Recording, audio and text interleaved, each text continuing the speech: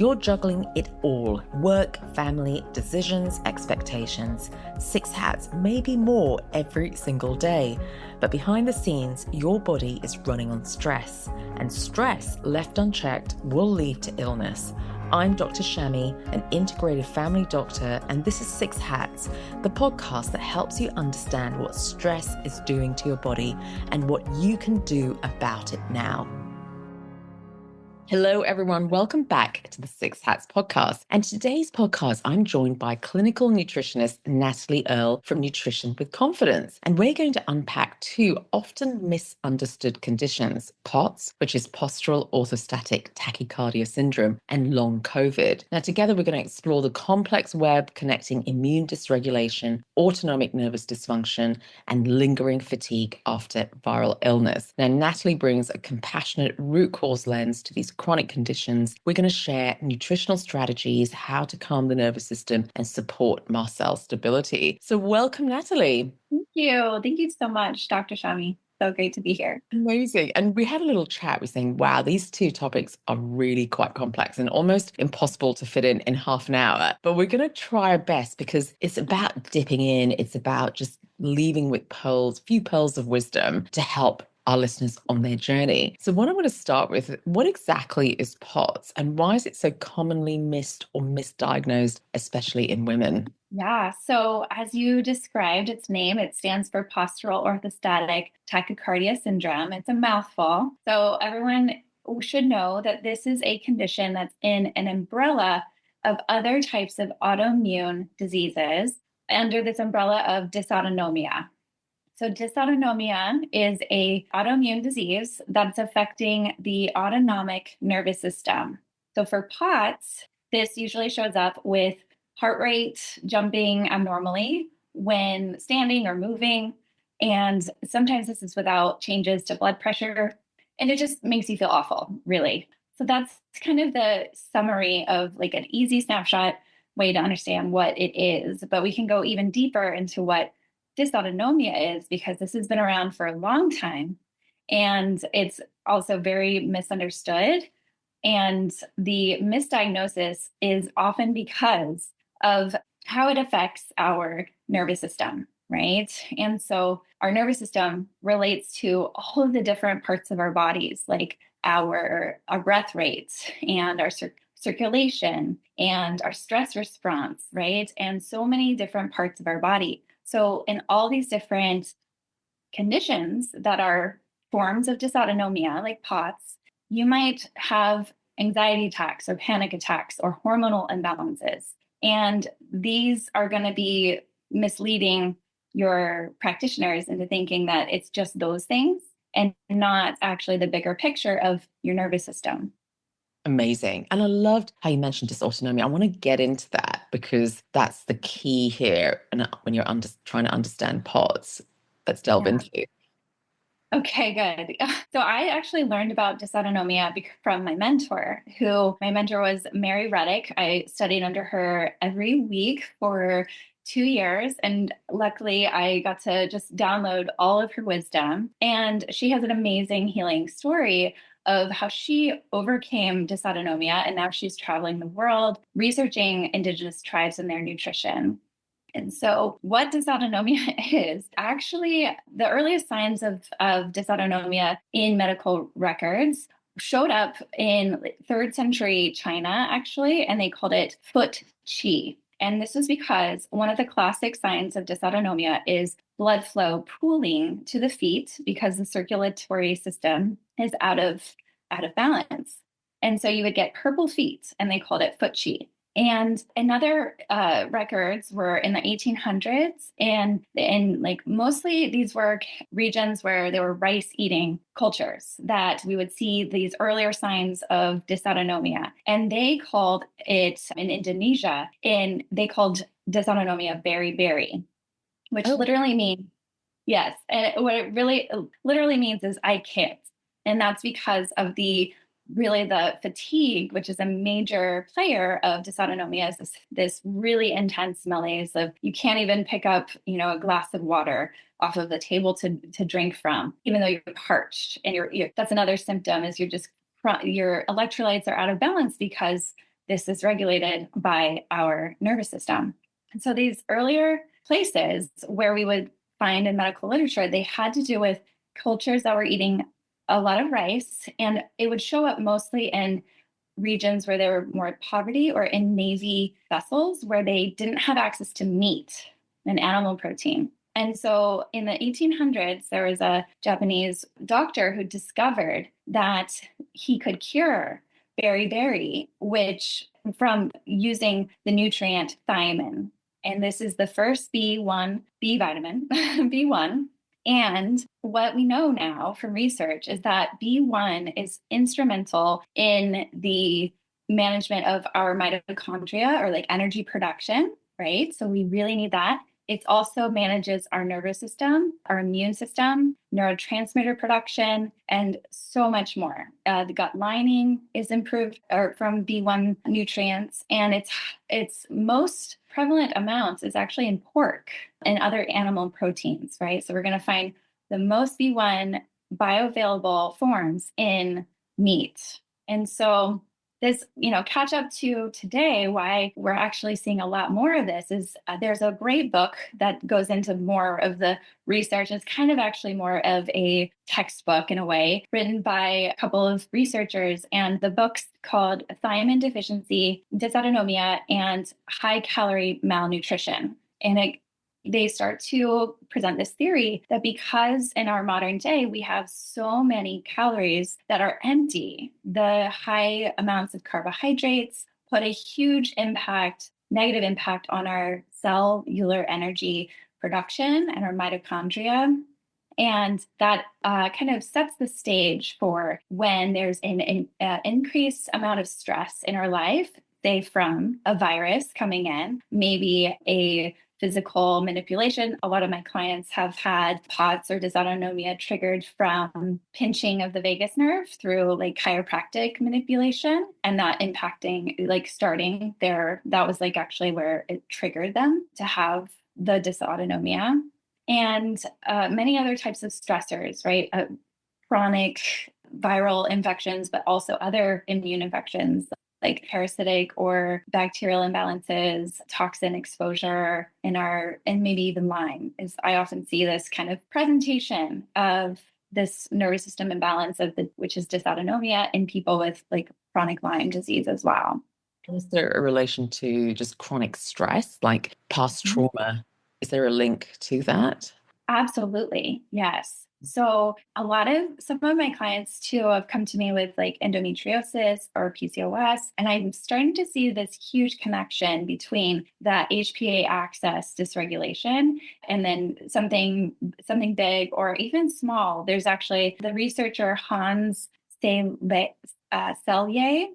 is how you pronounce his name. He studied a lot of the stress response system, and his research was really interesting. That he found some people would get triggered with just like a paper cut. Some people's the intensity or severity of the trauma doesn't always play out to be like an equal expectation of like what the body's symptoms presented. And they started to realize it's because of the compilation of the stressors and a depletion of nutrients. And in most of these cases, high dose supplementation of B1 can really improve the nervous system response at the same time of doing probably in my practice, we do many other things, not just those supplements, but lifestyle changes are essential, and nutrition as well. With the caveat that a lot of people will experience with this supplement because of the nervous system imbalance. If you supplement, you might have a paradoxical reaction. This is what is very common, and it's because that the nervous system because this autoimmune disease is part of the nervous system. When we start to do things that are correct for the nervous system, people will often feel out of balance and like this is wrong. But that's just part of the disease process fixing itself, because the symptoms are part of the solution. Wow. Oh my God. I've learned so much, Natalie. This is amazing. But what I love to, before we actually go into the nutrients and what we can do for POTS, can we talk about long COVID and how it's linked with, is there an overlapping mechanism between long COVID and POTS? Right. Yeah. So both of these conditions are involving the autonomic nervous system. So the classic symptoms are, imbalances to the circulatory system. The you can get palpitations from electrolyte imbalances. Exercise intolerance. People used to be able to exercise and push themselves, and then now they get huge backlash or they're bedridden afterwards. Brain fog, huge impacts too, to like, sometimes more severe, to the point where with like the neurological symptoms of actually having like lightheadedness or kind of like autonomic seizures, in a way where people with POTS especially, you'll stand up and the body will go into such a fight or flight because the blood pooling so quickly from the brain that the body's going to say, hey, we need to just throw you on the ground right now, otherwise we're going to die. We don't get enough blood flow. And so people will faint often. But there's a huge spectrum of how the severity of these different conditions affect you based on your health history. But the classic shared symptom is fatigue, like massive fatigue, right? And this is really because of that B1 deficiency. It all comes back to that. So whether you have dysautonomia that might have been triggered from a viral infection or even a vaccine or some other stressor trauma after the fact, there's a huge depletion in B1. And so we need to replenish that. And that's kind of how they're connected. For many, many years, even before long COVID, there's tons of research we know that viruses can trigger dysautonomia. And so it's just another stressor. This long COVID is just another name for that. That's Yeah. Now, this is the fun part. I really can't wait to get into what you do for your clients and your patients with POTS and long COVID when it comes down to nutrition. Yeah, it's one of my favorite things because it's so empowering. I know so many people who come to me who, one, it takes a really long time for them to get diagnosis. Some of the clients that have come to me, because I had seen this kind of clinical picture, they weren't even diagnosed. And so they maybe had tried like different diets and things like that were the right diets for them, but they were missing just that B1 nutrient in high doses. And that was the key for them to finally get their energy back to exercise again, or to finally get rid of the panic attacks, right? So my favorite nutritional support recommendations is to rebuild people's bodies. So giving them the building nutrients for the nervous system, which are primarily protein and fats, right? Because we need proteins to be the building blocks for those feel-good chemicals. And then fats are, all the nervous system. Well, every single cell requires a lot of fat. And for that communication network to properly work, we need to really fuel that and give it a lot of fat. So my favorite is to use a ketogenic diet, but we work individually with people. And then it's so important to really calm the nervous system, because it is so nerve-wracking for so many people to just be in this state. It feels like you're dying often. And some people are literally bedridden and not able to exercise. And we work very slowly on consistency and creating a structure for their daily routine so that it feels calm and safe for them to heal. And part of that is really rigid, kind of a morning routine that they're getting sunlight exposure to help regulate the circadian rhythm, which is going to help their hormones start to work properly. And the more regulated they are with their lifestyle, that helps retrain basically the nervous system to work better, like work as it was meant to, and not dysregulated, but more regulated. So we do morning routine and evening routine that are really important,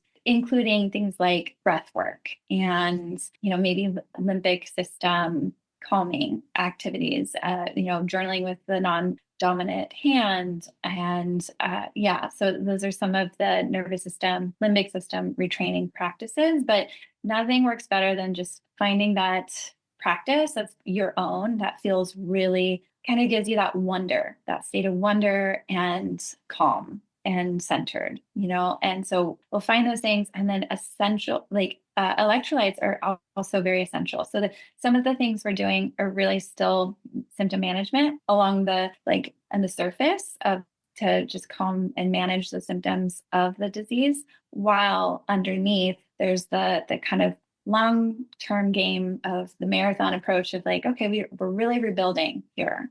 So it's going to take a while for this system to re-regulate. So we do a little bit of the electrolyte support and to help with a lot of those symptom management things that we need to do. What I love is what I'm hearing is it's a very holistic approach. So it's not just here's a prescription of B1. It's actually we've got to look at lifestyle, got to look at the way you're managing stress, but also nutrition. And I want to go a bit deeper into nutrition. And I love what you mentioned, animal proteins. So if where can we find B1 and what's the difference between animal and plant protein? Absolutely. Yeah. So the animal proteins are very bioavailable. What that means is the body doesn't have to work that hard to break it down and use it. So the B1 is the highest in pork, but also can be found in other animals like poultry, beef. It's often really high in the organ meats as well. And then in plant foods, it's high in sunflower seeds and some other plant foods, but really the highest is going to be those animal proteins. Sunflower seeds are one of those foods that need to be properly prepared in order for gut digestion to improve or kind of utilize those nutrients the best, right? So I often find people leaning too heavily on the animal or the plant foods are not going to get well fast enough. It's going to be a bit more frustrating. You have to work a lot harder to properly prepare those things to get the nutrients in. So we have to be heavy on the animal proteins. That's so awesome. And when you mentioned, so patients on plant protein diets, as a result, do they have to supplement with B1? Absolutely. Yes. I would say because of the way the mitochondria works, when we are eating more carbohydrates, which tend to be higher in the plant food categories and proteins, you're going to get high amounts of carbs while you're getting the protein. And unfortunately, that means that your body has to use, I think, close to 10 times more, or it could be even more, but there's a significant more need or requirement for B1 in breaking down carbs in the mitochondria. So if we've lived our whole life mostly burning carbohydrates, we're getting to a point and we're not replenishing that with animal proteins. You can easily get to a point where you're so depleted in B1 that you're just teetering with any kind of stressor that's going to tip you over the edge and you're going to have that chronic fatigue. Your mitochondria have the option of actually burning fats and proteins as well, but they also require B1 too. So you need to supplement at some point, especially if you get to that huge deficit. So if you are on a mainly animal-based diet or moved towards it, you should be getting enough B1, is that right? Or but patients with POTS most likely need to supplement. Exactly. Yes. And I see, so there can sometimes be, I've tested people's micronutrients, and sometimes people present with these symptoms, but they actually don't have a deficiency state of B1, which I think is interesting. But I've supplemented them still with B1 and they've improved.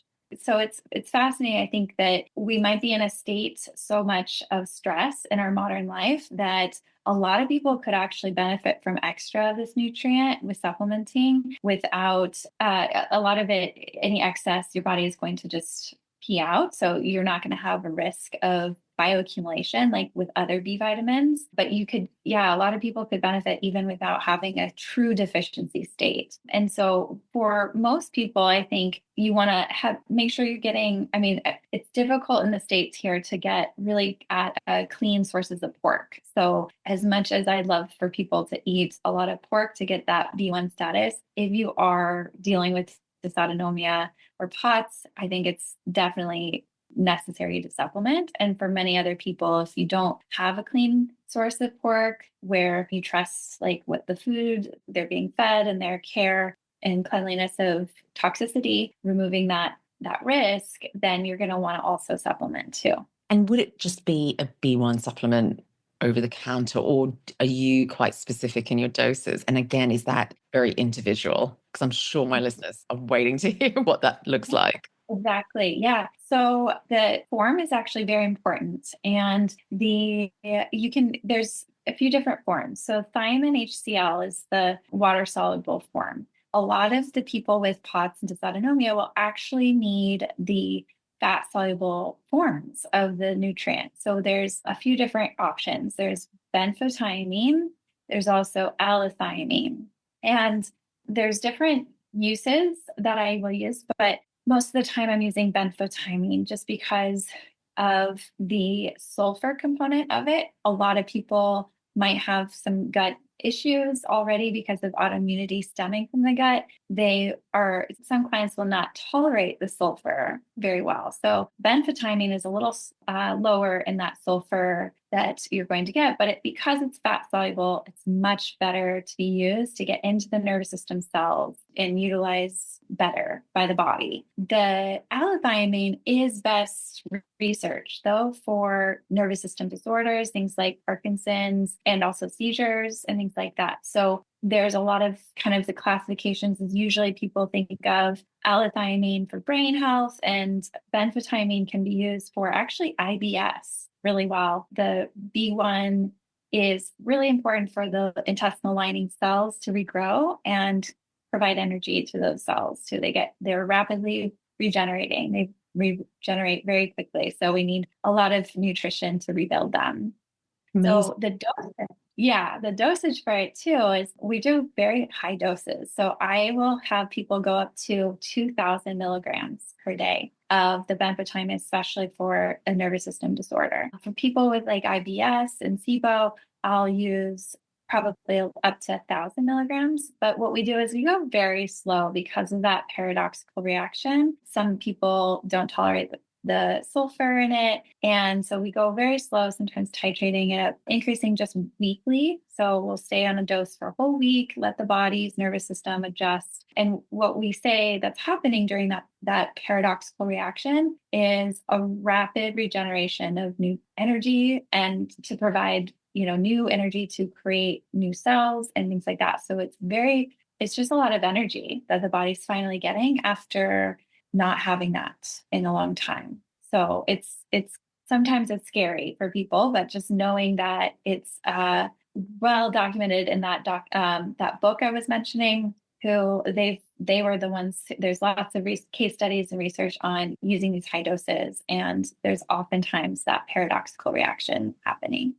Amazing. Oh my God, I've learned so much today, Natalie. This is so helpful.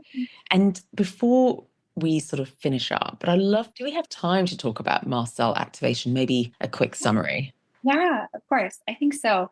Mast cell activation syndrome is not really under that umbrella of dysautonomia, but it's like a partner condition that often is found hand in hand, similar to the other condition that I often see as EDS or Ehlers-Danlos syndrome. And so the reason why there's a connection between MCAS and dysautonomia is because histamines, even though we all know histamines to be an immune response from the mast cells from, say, trauma or infection, or think bee sting or allergies, right? We think histamines, immune system. But histamines are actually a chemical that's really important for our nervous system. And so they really affect the nervous system quite a lot in neurotransmitter function. So this is why I think we often see this, and it comes even deeper to I have a story of a client who had dysautonomia in CAS. How it was triggered for her was she grew up in a moldy home. And so when mast cells get activated or overactivated, because they're a normal part of our body's response to trauma and infection and toxins, right? So the MCAS activation for people is not your body out of control. It's actually having the proper response to the load of toxins or something in the body. So we have to address that. Whatever initially triggered the MCAS should be addressed. And usually that is getting after, it could typically be a toxin like the mold or heavy metals, but it can also be triggered by emotional trauma. And so calming the nervous system, super important. But we can also support the nervous system with when we see hand in hand. I have a lot of clients with this MCAS and dysautonomia, and we need to also do the B1 to support the nervous system rebuilding. And then many of the similar lifestyle things are the same treatments. but there's going to be extra supports that we need from MCAS that are going to help manage the histamine overload that's going on. So maybe some stabilizers like quercetin or vitamin C or DAO enzyme. But the root typically comes from some sort of toxin or microbiome imbalance too, because that also can trigger just the autoimmune diseases and imbalances in the body. Amazing. I'm so glad you mentioned there's a correlation, because now I think there's various specialists in the world talking about pentad and septad. So it's this combination of conditions. So you've got long COVID, but POTS, EDS, you mentioned MCAS, chronic fatigue syndrome, but also SIBO, small intestinal bacterial overgrowth. And they're seeing this all these conditions are actually all connected, and often due to vagus nerve dysfunction, dysautonomia. So it's so interesting. So I love that we sort of connect the dots. And I thank you so much for that information. It's amazing. So how can people find you, Natalie? How can they work with you? I know you're in the States, you're in California. Yeah.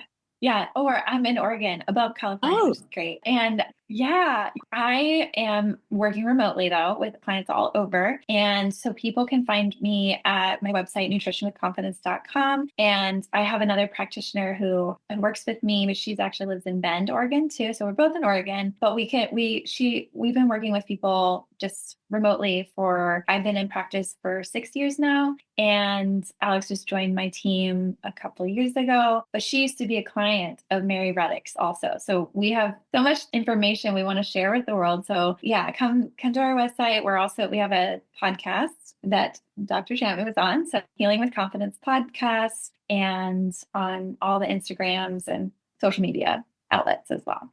Amazing. Thank you so much for your time today. So thank you. Thanks for listening to Six Hats, where it's all about progress, not perfection. If this episode spoke to you, don't wait, hit follow now, leave a quick review, and share it with someone who needs to hear it. Want to take your next step today? Download my ebook. The link is waiting in the show notes. And remember, this is general advice only. Always speak to your practitioner for anything medical. See you next time.